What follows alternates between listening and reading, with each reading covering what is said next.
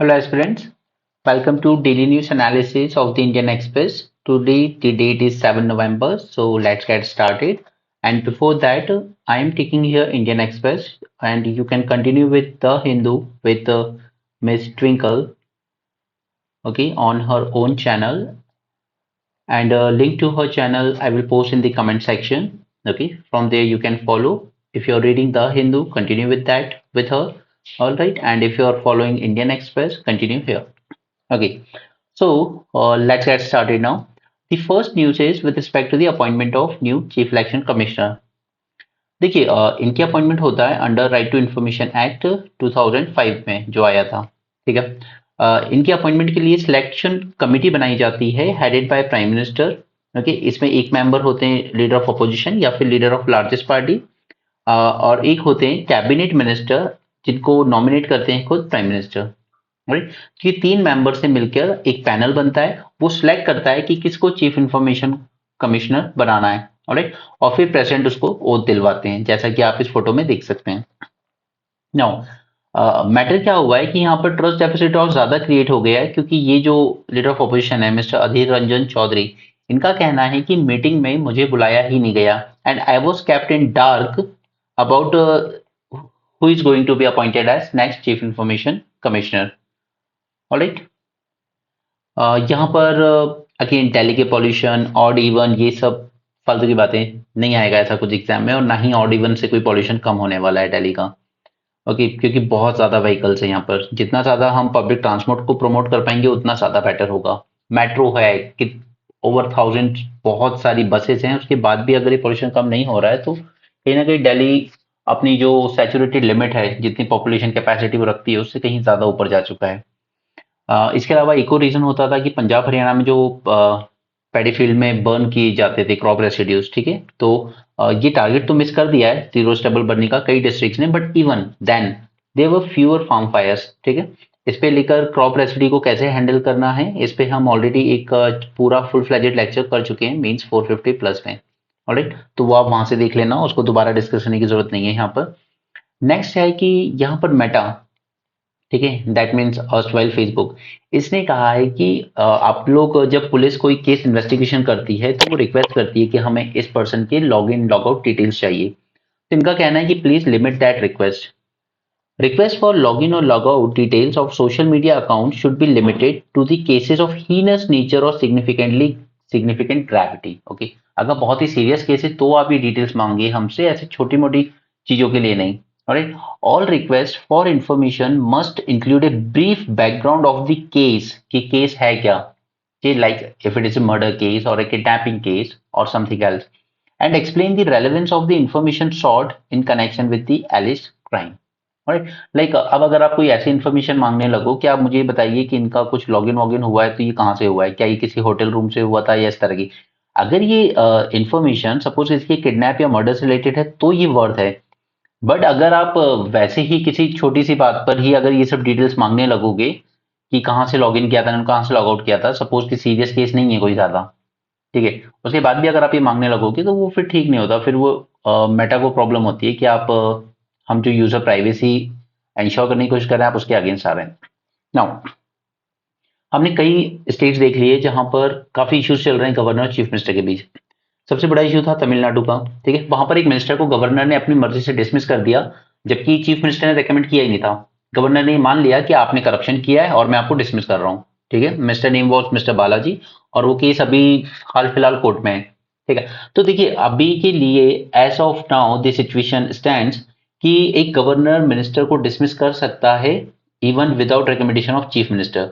But court क्या judgement देता है उस पर आगे उस पर बेस फाइनल कंक्लूजन पे पहुंचेंगे. But as of now yes he dismiss the minister without recommendation of the chief minister. ठीक है, तमिलनाडु के.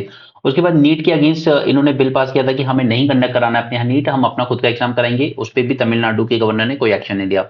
सिमिलरली केरल की बात करें तो वहां पर 3 पब्लिक वेलफेयर से रिलेटेड बिल आज तक पेंडिंग है, गवर्नर उस पर कोई डिसीजन नहीं ले रहे हैं. कमिंग टू दी पंजाब, तो हमें पता है कि पहले हाउस को प्रोरोग किया जाता है alright by the presiding officer of the house.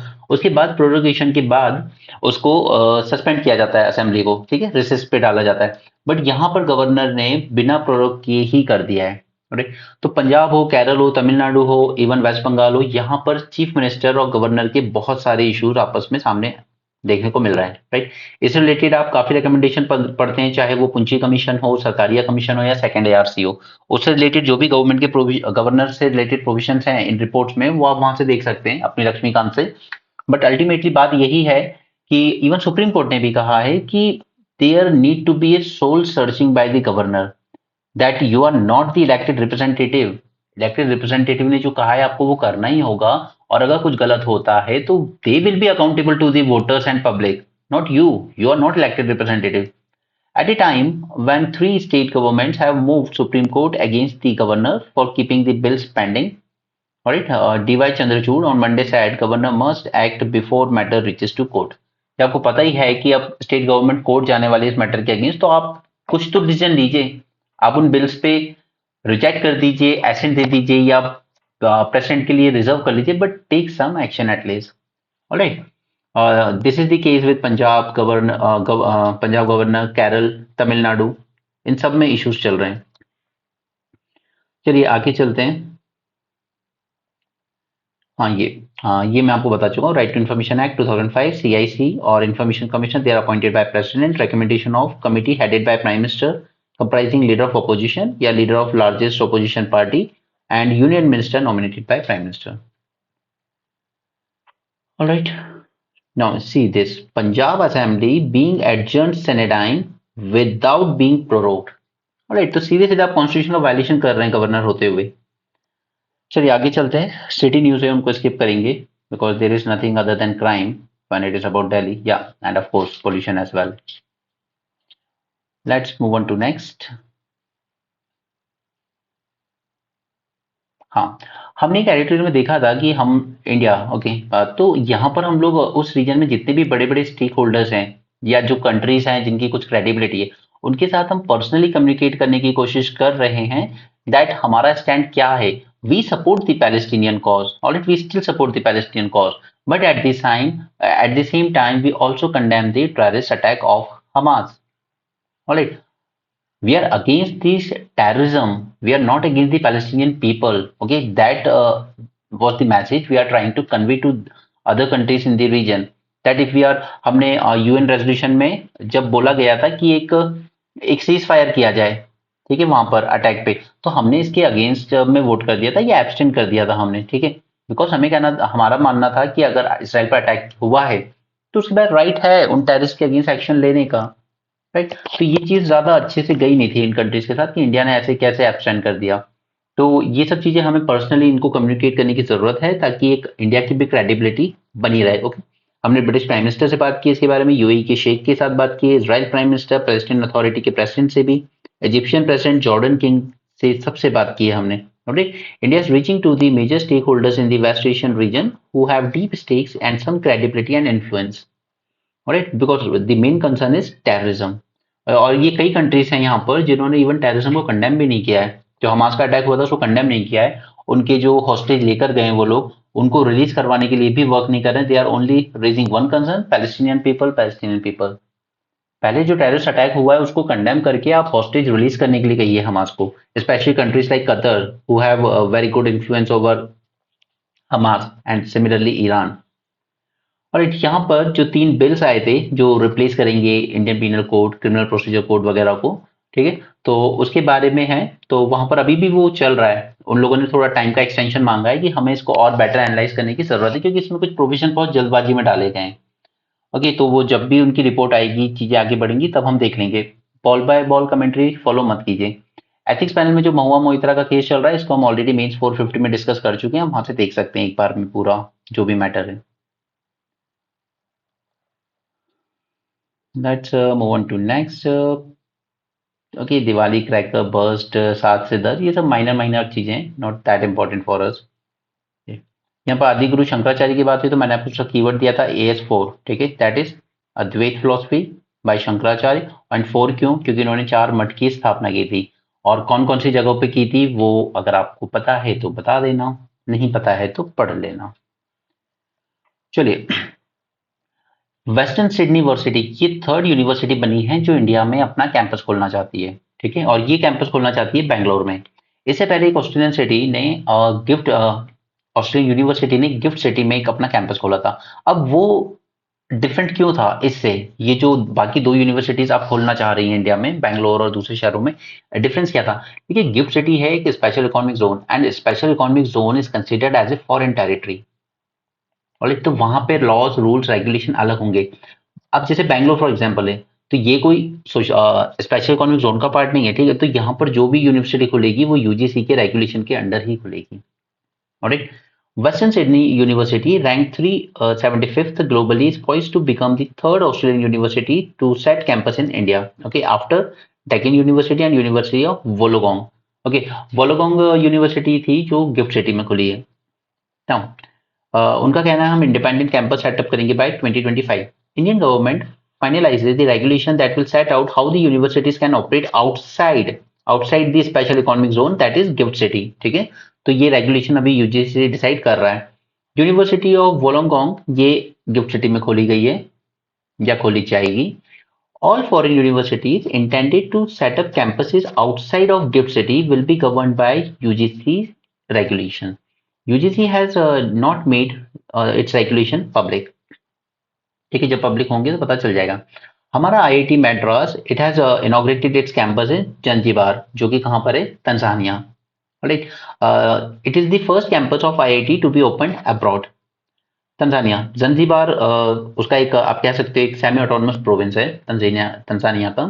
So Zanzibar is an archipelago in Indian ocean off the coast of Tanzania and is semi autonomous province of Tanzania. Okay, तो हमारा ये attempt है to project India's education system on the global stage. IIT Madras Zanzibar will offer programs in data science and artificial intelligence at bachelor and master level. Not that important. Okay, यहाँ पर section 6A का mention है जो कि citizenship act 1955 के under में आता है। तो ये सेक्शन क्या कहता है? It has special provision as to citizenship of persons covered under Assam accord. Next हम लोग चलते हैं इंडिया भूटान की बात करते हैं। तो देखिए, भूटान कहीं ना कहीं चाइना से आजकल इंडिविजुअली नेगोशिएट करने लगा है।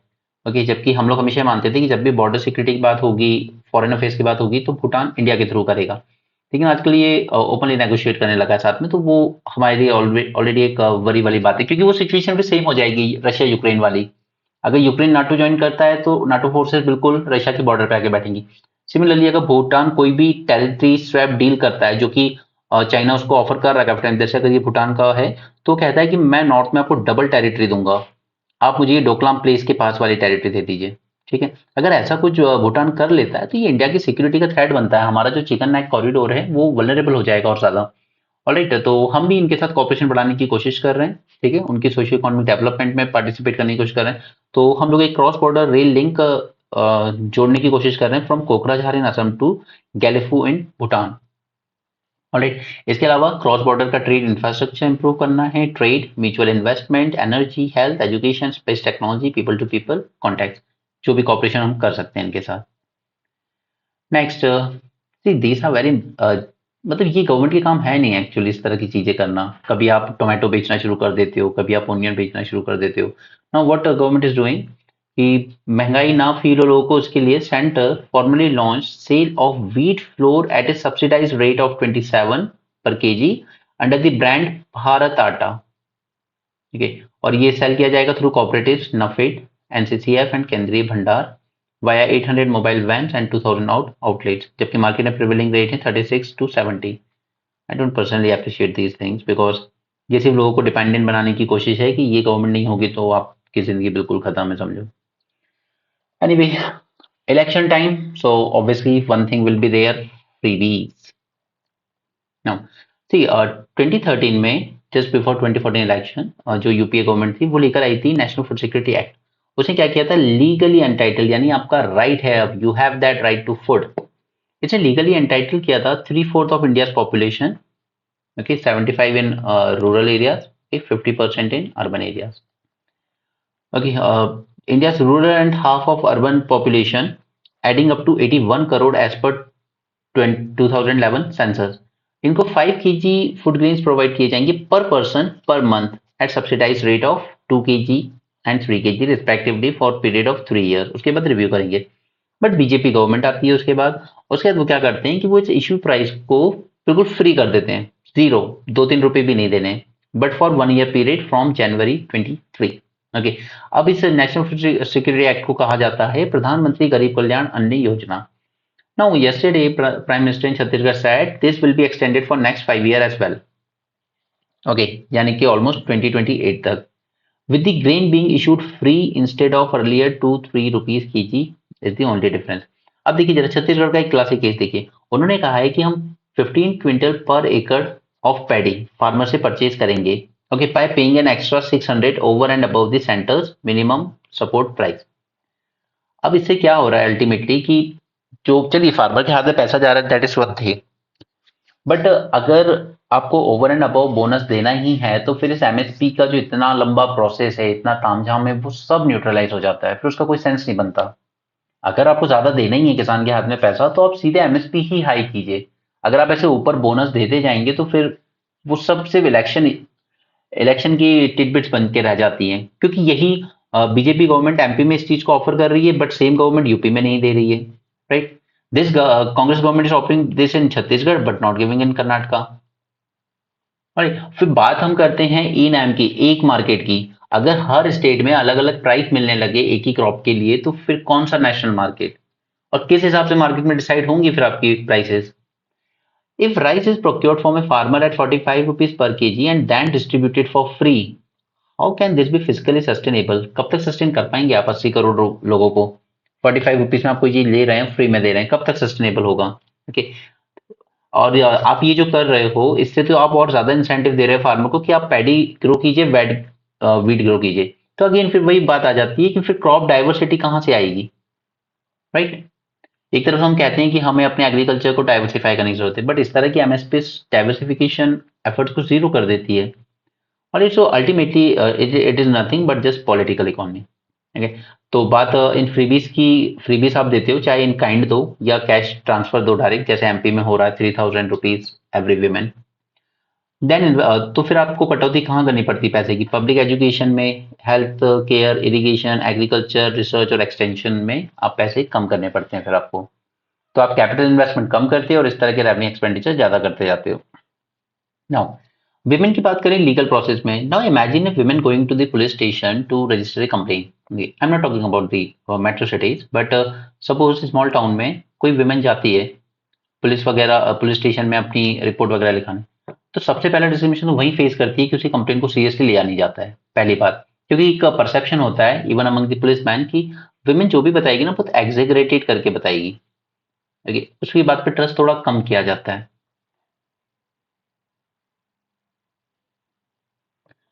Alright, this is one problem. Next is, now in discussion about how violence against women can be effectively addressed, is frequently recommended is that women should be encouraged to speak up and take the first step by making an official complaint। ठीक है, women का encourage किया जाता है कि आप एक official complaint launch कीजिए, एज इफ आप ये इंप्लाई करने की कोशिश कर रहे हैं कि एक बार सिस्टम एक्टिवेट हो गया तो justice is sure to be delivered, right. Gender bias is visible even in other type of cases, from registration to prosecution, resulting in what the researchers call it multi-stage discrimination।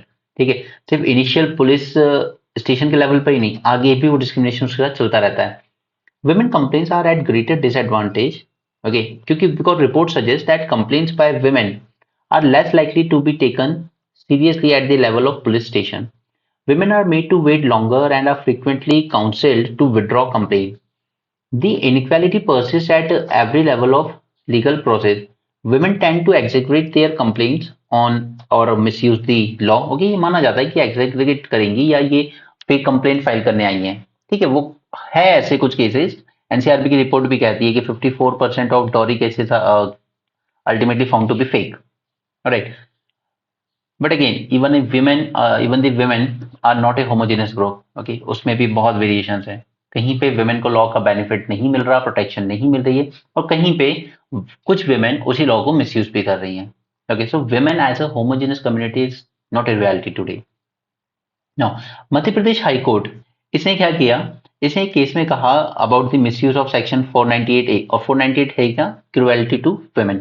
ठीक है, even एक high court ये कहता है wives these days file a package of 5 cases, ठीक है, वो सब आ जाता है उसमें, domestic violence, okay, then domestic violence के अलावा उसमें डॉरी भी आ जाएगा, उसमें बहुत सी चीजें आएंगी थी, वो पूरा एक पैकेज लेके आती है 5 केसेस का कि ये पूरे 5 केस में फंसाएंगे।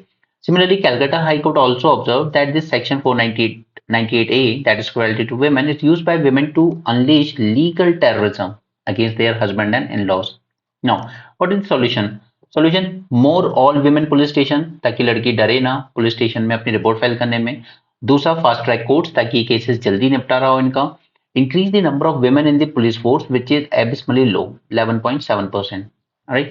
Now, ultimately, greater sensitization and training at every level of the system, from thana to the bench.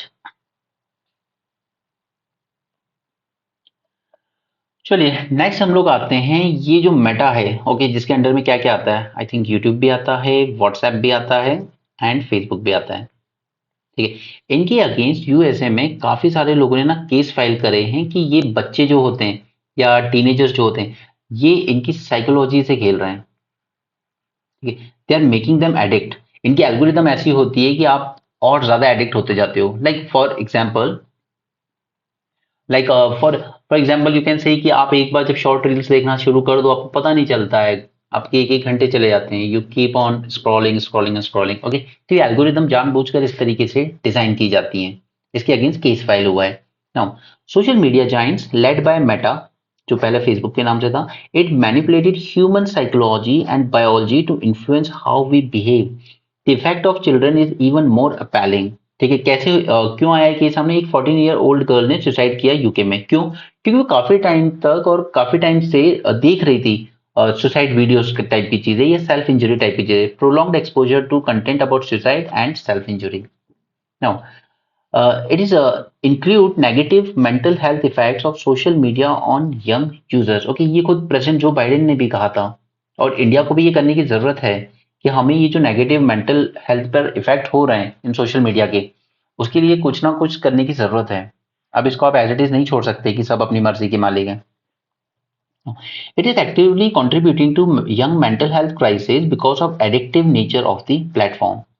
The Meta deliberately strives to make sure young people and teens spend the maximum time possible on social media, despite realizing that teenage brains are vulnerable and instant gratification of likes and approvals from other users. Meta अपनी जो algorithm है उसको disclose नहीं करता है। Okay, the algorithms were designed to capitalize on young users dopamine respond. Dopamine क्या होता है? ये एक तरह का हार्मोन होता है जो रिलीज होता है जब हम लोगों को किसी चीज से खुशी मिलती है। Alright, now dopamine, also called as happy hormone, is a neurotransmitter that is associated with feelings of happiness and pleasure. Now, studies have shown that a like on Facebook, okay, now just read this, like on Facebook leads to heightened dopamine activity in children. Right? Meta has harnessed these powerful and unprecedented technologies to entice, engage, and ultimately snare youth and the teens. The problem with social media is business model.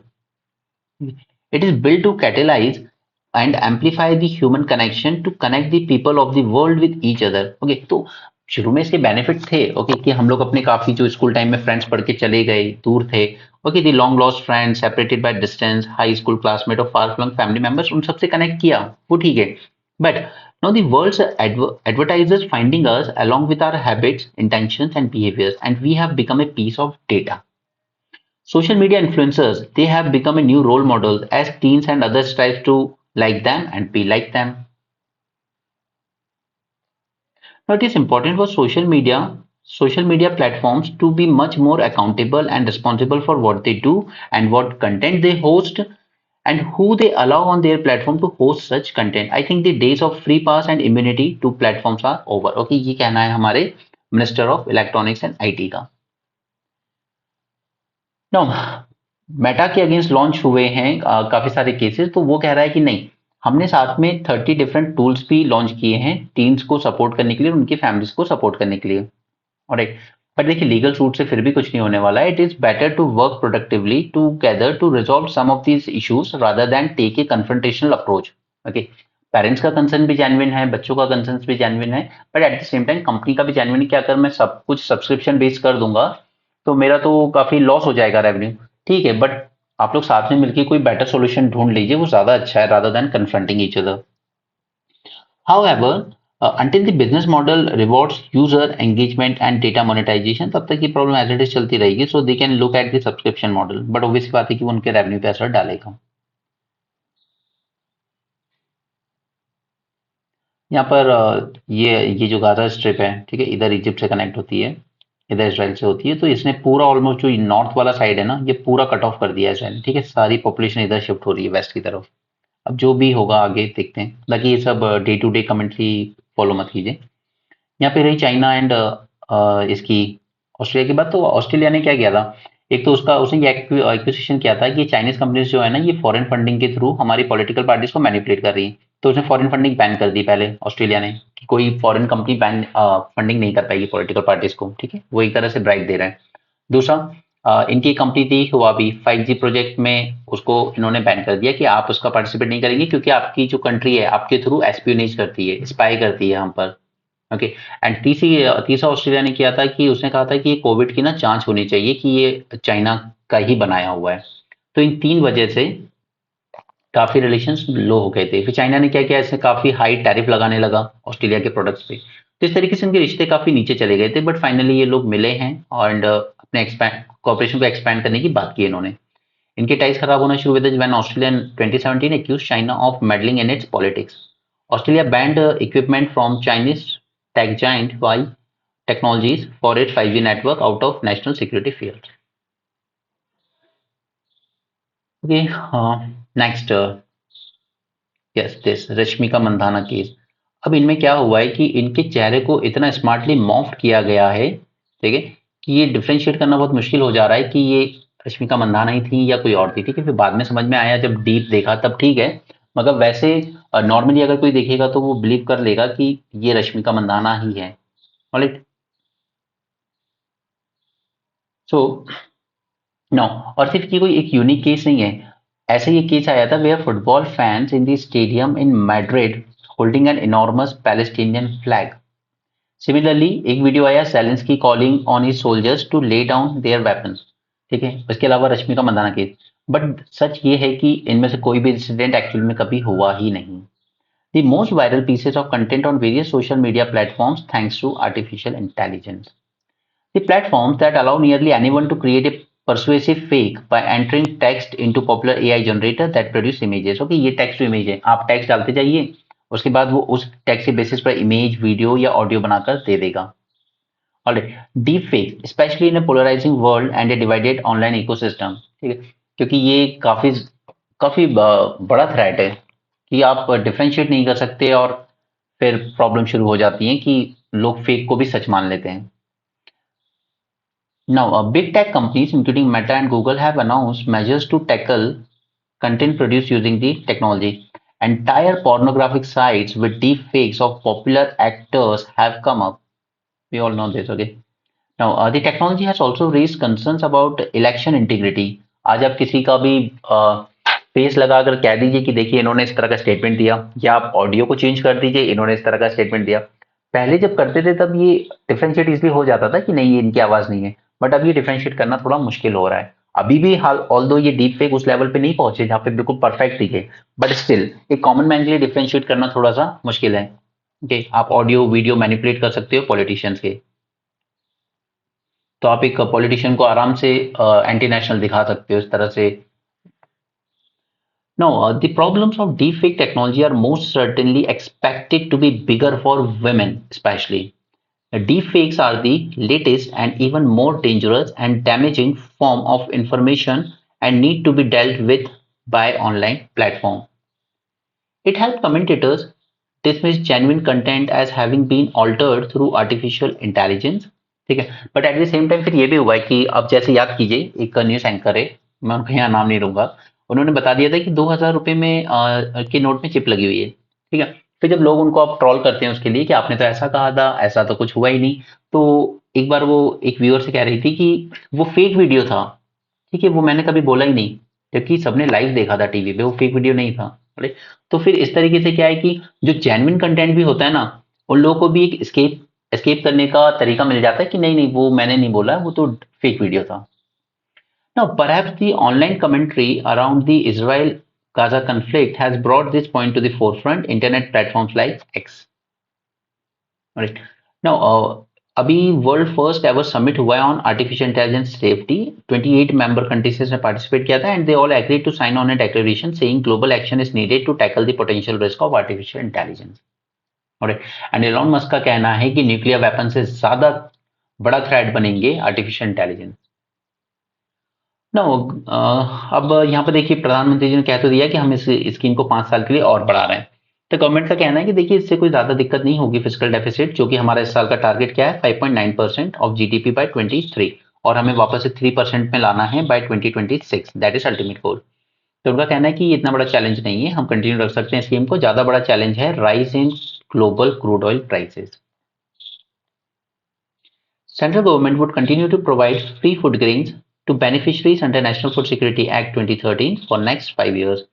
प्रधानमंत्री गरीब Kalyan Yojana was to end in this December, but उन्होंने उसको extend कर दिया and it will continue to benefit around 80 crore people. यहाँ पर अब एक यूनिक आईडी लाई जा रही है सभी मोबाइल सब्सक्राइबर्स के लिए। Mobile subscribers will soon be allotted a unique customer ID by the government. It will be like a one-stop identification point for everything related to their primary as well as add-on mobile phone connections.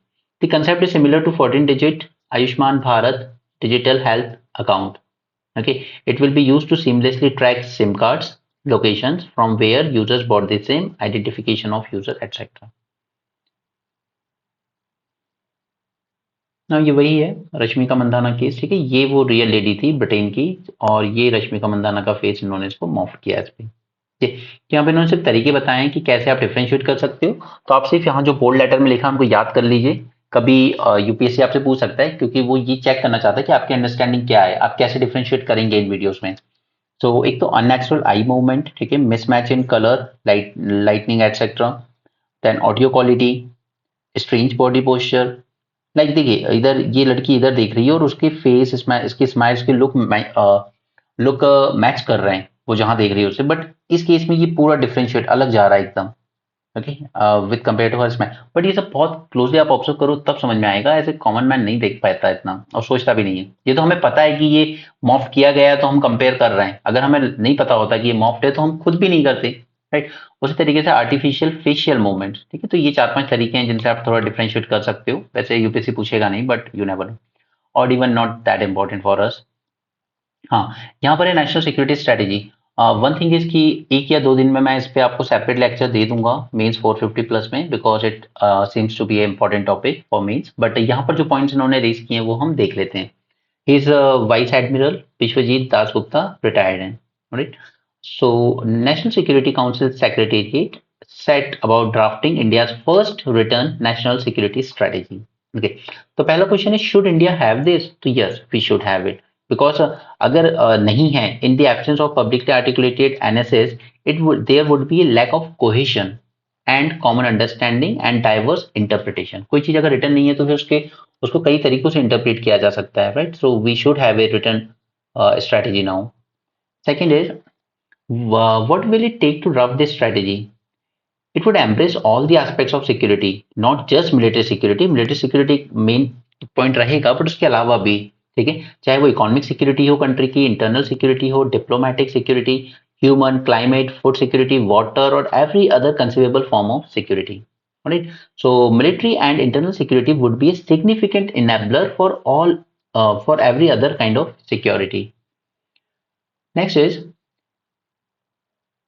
NSS would continue several features that may not be appropriate for public release. So therefore, we need 2 versions, one for public and other only for classified readership. Now, आज के time में जो complex global, regional and local geopolitical scenario बन रहा है, it will ensure detail scrutiny and comment on a publicly articulated NSS. What would be guiding principle of NSS? So doctrine normally precedes a strategy. अब doctrine और strategy में थोड़ा फर्क समझ लीजिए, ठीक है। आपके वेल स्टैब्लिश कुछ प्रिंसिपल्स होते हैं, राइट। जैसे आपको मॉर्निंग में उठ के पढ़ना पसंद है, राइट, या आपको थोड़ा लिख के याद करना पसंद है। ये इस तरह के हमारे कुछ प्रिंसिपल्स होते हैं, उसी पे बेस हम अपनी स्ट्रेटेजी बनाते हैं। कि मैं थोड़ा लिख लिख के पढ़ता हूँ दिन में, तो मैं एक दिन में इतना टारगेट रख पाऊंगा अपने सामने कंप्लीट करने के। ठीक है, सबके कुछ प्रिंसिपल्स होते हैं, कुछ डॉक्ट्रिन होती है, उसी पे बेस वो अपनी स्ट्रैटेजी प्लान करता है। सो यू कैन से कि डॉक्ट्रिन प्रीसीड्स द स्ट्रैटेजी, यानी कि ये आपके प्रिंसिपल्स हैं। ठीक है, उन्हीं प्रिंसिपल्स पे बेस आप अपनी स्ट्रैटेजी बना रहे हो जिसको आप इंप्लीमेंट करोगे। Alright, so doctrine is a set of established or agreed principles that guide actions, and strategy is a plan of action that emanates from the doctrine. Alright, यहां पे आपको एक्शन लेना है। ओके, यहां पे आपके पास गाइडिंग प्रिंसिपल्स हैं और इन्हीं प्रिंसिपल्स पे बेस आप अपने एक्शंस को प्लान करोगे। ठीक है, ये फर्क है दोनों में। Now while doctrines are more permanent than strategy, आपके प्रिंसिपल्स जो है वो परमानेंट होंगे। ठीक है, बेस्ड ऑन दी आउटकम आप अपनी स्ट्रैटेजी में जरूर मॉडिफिकेशन कर सकते हो, बट आपके प्रिंसिपल्स जो हैं वो वैसे ही रहेंगे। अगर आप एक डिसिप्लिन स्टूडेंट है तो आप डिसिप्लिन ही रहेंगे। Now, doctrines are more permanent than strategies. They must remain flexible to cater the changing paradigm and conceptual shift. Permanent भले ही हो, लेकिन फिर भी थोड़ा फ्लेक्सिबल होना चाहिए कि कहीं पे अगर आपका कोई प्रिंसिपल गलत है तो फिर आप थोड़ा सा, जैसे अब आपका मेंस जब नजदीक होता है तो उस टाइम टाइम नहीं है कि आप लिख लिख के याद करोगे किसी चीज को, just go through quickly. Doctrines must be reviewed periodically to ensure they remain relevant and not become dogmas. And with every update in doctrine, the strategy must be reviewed. They must be taught in order to facilitate a common understanding among planners and practitioners of national security. Okay, and ये जो doctrines होती हैं इनमें भी hierarchy होती है। Hierarchy कैसे? एक होगी हाई लेवल पर जो कि हाईएस्ट इचेलॉन्स में बनती है गवर्नमेंट के, ओके, जैसे न्यूक्लियर डॉक्ट्रिन। दूसरी होती है लोअर डॉक्ट्रिन। लोअर मतलब जो फोर्स वहां खड़ी है, जो कमांडिंग ऑफिसर वहां खड़ा है, वो क्या स्ट्रेटेजी बनाता है। ठीक है, तो जो लोअर डॉक्ट्रिन होती है it is formulated at a military, strategic, operational और tactical levels for different level of war fighting और टैकलिंग इंटरनल डिसऑर्डर। ठीक है, सो जो आपकी हायर डॉक्ट्रिन होगी वही गाइड करेगी कि आपकी लोअर डॉक्ट्रिन किस तरीके से होगी। Each higher doctrine must guide the formulation of associated lower doctrine. NSC should become the starting point for theatrisation. अब थिएटराइजेशन ऑफ आर्म फोर्स हम लोग पहले बात कर चुके हैं, राइट। हम लोग अलग अलग थिएटर बनाना चाहते हैं। जैसे पाकिस्तान के साथ एक नॉर्थ वेस्टर्न कमांड बना दिया, ठीक है, वो एक थिएटर हो गया। चाइना के साथ नॉर्दर्न कमांड बना दिया हमने। इंडियन ओशियन रीजन में एक नेवल कमांड बना दिया। ठीक है, और एक कमांड का एक ही कमांडिंग ऑफिसर होगा, एक थिएटर का एक कमांडिंग ऑफिसर, और उस एक कमांडिंग ऑफिसर के अंडर ही सारे रिसोर्सेज आ जाएंगे, चाहे वो आर्मी के इक्विपमेंट्स हो, चाहे वो नेवी के हो या फिर एयरफोर्स के हो। ठीक है, एक ही कमांडिंग ऑफिसर, और वो कमांडिंग ऑफिसर जो होगा थिएटर का वो डायरेक्टली रिपोर्ट करेगा सीडीएस को। ओके, अभी क्या होता है कि भले ही पाकिस्तान फ्रंट पे लड़ाई चल रही है, आपने बॉर्डर मूवी में देखा भी होगा, एयरफोर्स का वहां पर जो ऑफिसर होगा वो अपने कमांडिंग ऑफिसर को रिपोर्ट करेगा, आर्मी वाला अपने को करेगा। ठीक है, कोऑर्डिनेशन नहीं बन पाता है। लेकिन अब ये दोनों को हटाकर हम लोग पाकिस्तान बॉर्डर पर एक ही थिएटर रखेंगे और एक ही कमांडिंग ऑफिसर होगा, और कमांडिंग ऑफिसर सीधे रिपोर्ट करेगा सीडीएस को। ठीक है, ना कि अपने अपनी चीफ को। जैसे एयरफोर्स वाला, उसमें जैकी श्रॉफ अपने एयरफोर्स वालों को रिपोर्ट कर रहा है, सनी देओल अपने आर्मी वालों को रिपोर्ट कर रहा है। ये चीज नहीं होगी। One theatre, one under one commanding officer. Alright, तो ये जो एनएसएस है, it should become a starting point for theatrisation of Indian arm forces. Theater command being responsible to the Chief of Defence Staff for all military operations conducted in the theater. Every other lower doctrine or strategy will take guidance from and be in consonance with the highest doctrine. Right? So, but at the same time, he is telling कि जो भी doctrine हो हमारी वो थोड़ी flexible भी हो. No doctrine or strategy is cast in stone. Alright, these are sport news. We are not going into them. हम लोग सिर्फ लास्ट में प्रीलिम्स के लिए कुछ अवार्ड्स वगैरह देखेंगे, स्पोर्ट्स से रिलेटेड कुछ टूर्नामेंट्स देखेंगे, but not on daily basis. So that's it for this session. Thanks for joining. Have a great day. And again, telling you, please continue with the Hindu explanation with Miss Twinkle. Okay. Link to her Telegram channel I will share in the comment section. Thanks for joining. Have a great day and keep learning.